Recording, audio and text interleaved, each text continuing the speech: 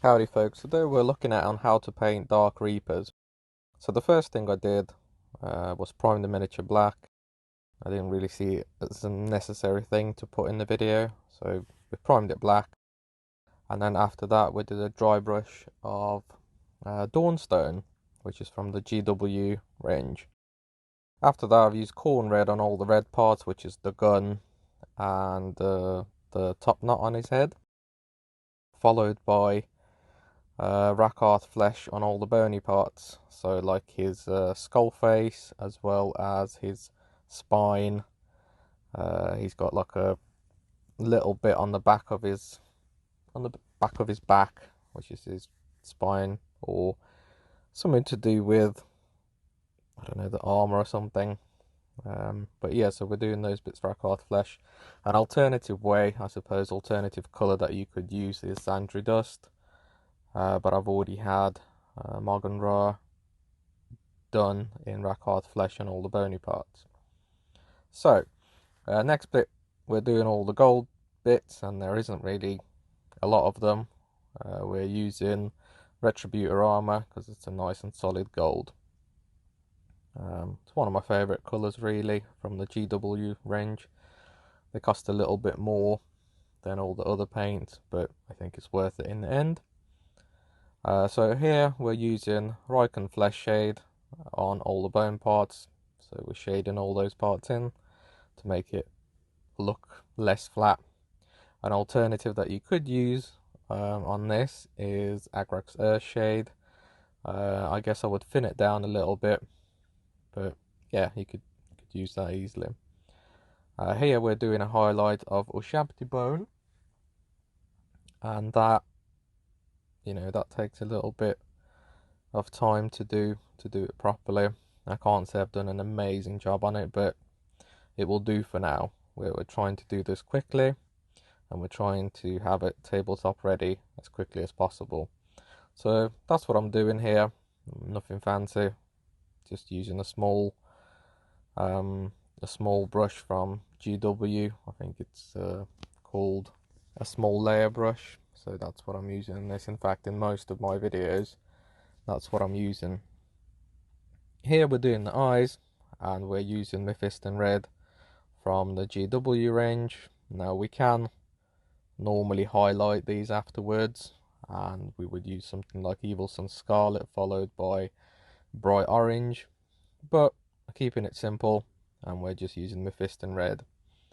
I don't think I showed it in the video, but I did use a little bit of red shade in the eyes just to sort of make them a little bit more 3D. Still Legion Drab for all the leather parts, and Cancel Blue on the base of the gems. So you want a dark blue really in order to do the gems properly. We're starting off with a dark blue. We're letting that dry. So whilst that's drying, we've got our transfer, a Dark Reaper specific transfer, and we are putting that on the forehead of our Dark Reaper using Micro Soul and Micro Set, as those things are amazing. I have praised them in my previous videos, and I say that they are really good. Highly recommend it. Makes the transfers look really easy. So the next stage on the gem is we're using Calidor Sky from the GW range, and we're just using that in the, you know, sort of bottom half of the gem. After that, we're leaving that to dry, and then using Abaddon Black to touch up any of the black bits that we've ended up getting corn red on. So yeah, we're doing it mainly on the gun. I suppose if I was a little bit more careful with corn red, I could have skipped this step, but I guess I was a little bit too reckless and just went for gold with it. So yeah, it's not a problem. You just get a bit of Abaddon Black and just touch it up, and yeah, makes it look nice and neat. We've gone back to Steel Legion Drab again because I've realised there's a couple of like ropey bits there, so that's what I'm using on that. Alternative is you could use Andrew Dust, And here I am touching up the pouches that I've done with Steel Legion Drab earlier, just because I thinned down the paint too much. So yeah.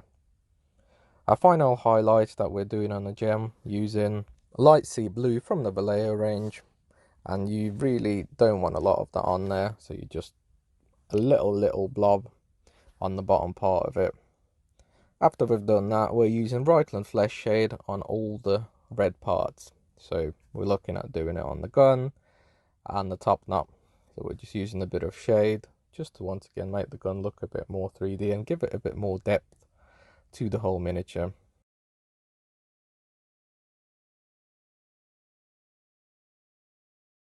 If you get it on any of the gold parts, that's fine as well.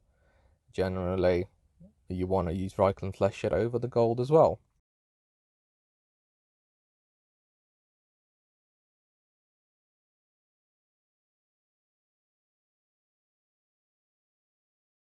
I think it's quite a simple scheme, but all being honest, I mean, review on the miniatures, they're cool miniatures, but they seem quite bland to me. I mean, even if you did all the highlights separately using 2 or 3 different greys to highlight the black, I still think they'd look a little bit boring. I don't know, don't kill me for it, but it's just my opinion on it.